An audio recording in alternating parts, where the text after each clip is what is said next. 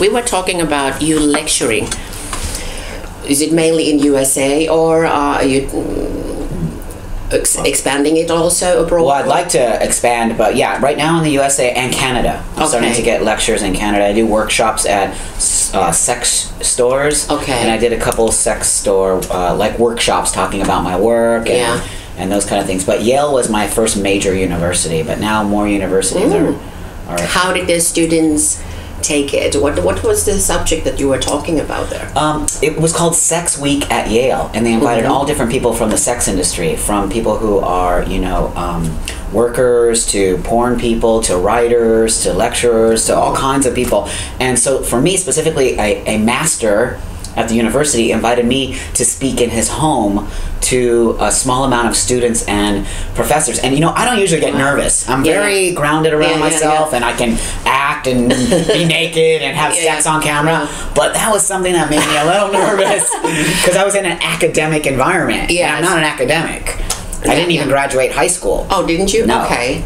And now you're lecturing there. How does it make you feel when all the professors of Yale are listening to you? It made me feel like, wow, I felt really honored and I felt really proud. That was one of the, I could say, the highlights of my career so far. I felt really like people were taking me seriously as a person and as somebody who has something really intelligent to say to the world.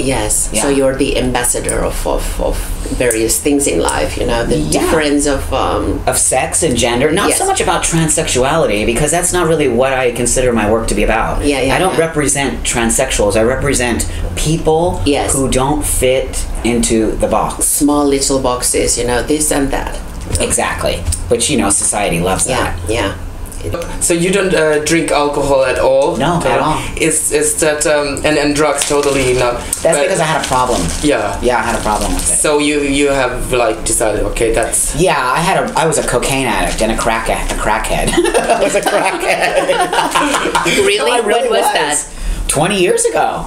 I was a crackhead on the street smoking crack. No way. Get this is crazy. I started doing coke, and it escalated to crack, and then I hated my life, and oh god, I could just go on. But anyway, so I was a female model, a professional female model in Europe. In elite agency model management, yes. And so I hated it, but it was money. And there's a lot of drug usage in the fashion in the world. modeling industry. Oh my god. Industry. It's crazy. So Janice Dickinson, beware. She's crazy. If model is she was in Helsinki, and she stayed at the hotel, and she showed her vagina in the bar at the hotel. Yes, just like that. I don't know. Why would she do that? I don't know. No, she's on crack or something. She's completely out of her mind. Yeah, she was trying to. It's that industry. It makes you totally insane. What? Talking about cigars, I brought you one. This is a nice cigar. It's dry. I don't have a humidor, but it is dry, but I'll still smoke it. This is a very, very nice cigar. Okay. Thank you so much. I don't smoke those, so scenes you had scene with Alana Starr, and she's a woman with a dick, and she was fucking you in your vagina. Yes. So that was probably the first thing. The weird thing about that was we're friends. Yeah. So I don't really fuck my friends. So that was kind of like a weird. Like we went on set and we were giggly and we were laughing and we were having a good time, and then when it came down to having to get down to work, we were both like.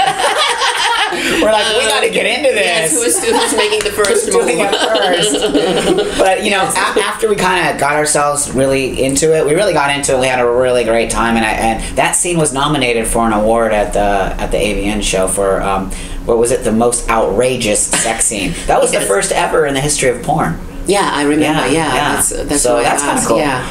So, is there any other ones that you've made? First. In the history of porn? Yeah, I've pretty much everything. Everything I do. I did a scene with me and another transsexual man. That was the first ever in the history of porn. Okay. Even me with a guy, me with a girl. Everything. Pretty much every is the first. Yeah. And talking about Alana Starr, and now there is a bronze statues made by.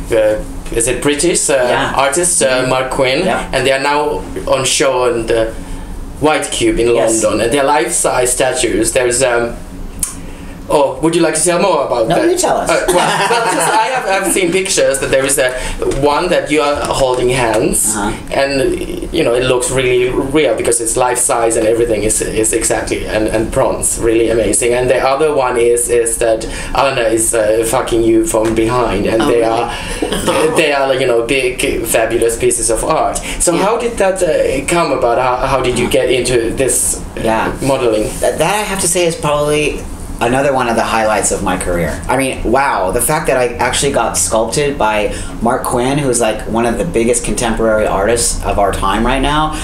I mean, I think I remember actually getting a little bit teary-eyed because I was like, I just hit this whole level in the art world where I'm now being like taken to this level of art. I'm not a freak.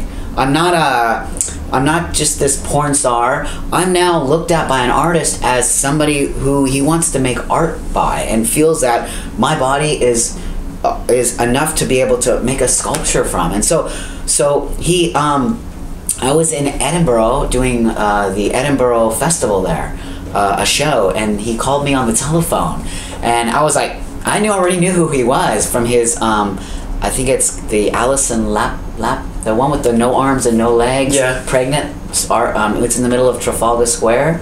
And I remember seeing that when I was in London, and I was like, wow, that's the most amazing piece of art. And I didn't know who he was. And then my friends told me, and I'm like, wow, he's incredible. And then a year later, he's calling me on the phone. And I'm like, I was so freaked out. It was like Madonna was calling me. I was like totally freaked out. I'm like, okay. He's like, oh, Buck, I think you're phenomenal. I really want to sculpt you. And I was like, is this for real? I couldn't believe it. And so from that, he brought me over to London and did the sculptures. You are now in the porn industry doing shows and films. Right. So there must be something in you that, like the show persona, that is like throughout.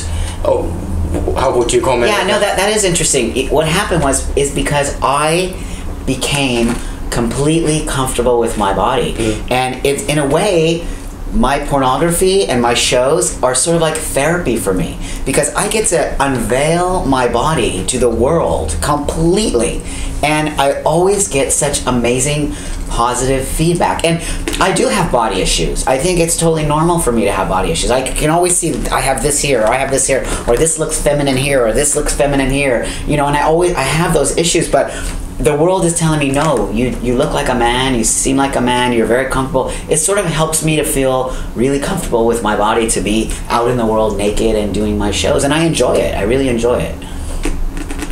Well, talking about injecting hormones, I'm a bodybuilder, and in the 90s I was injecting myself a lot with various steroids and stuff.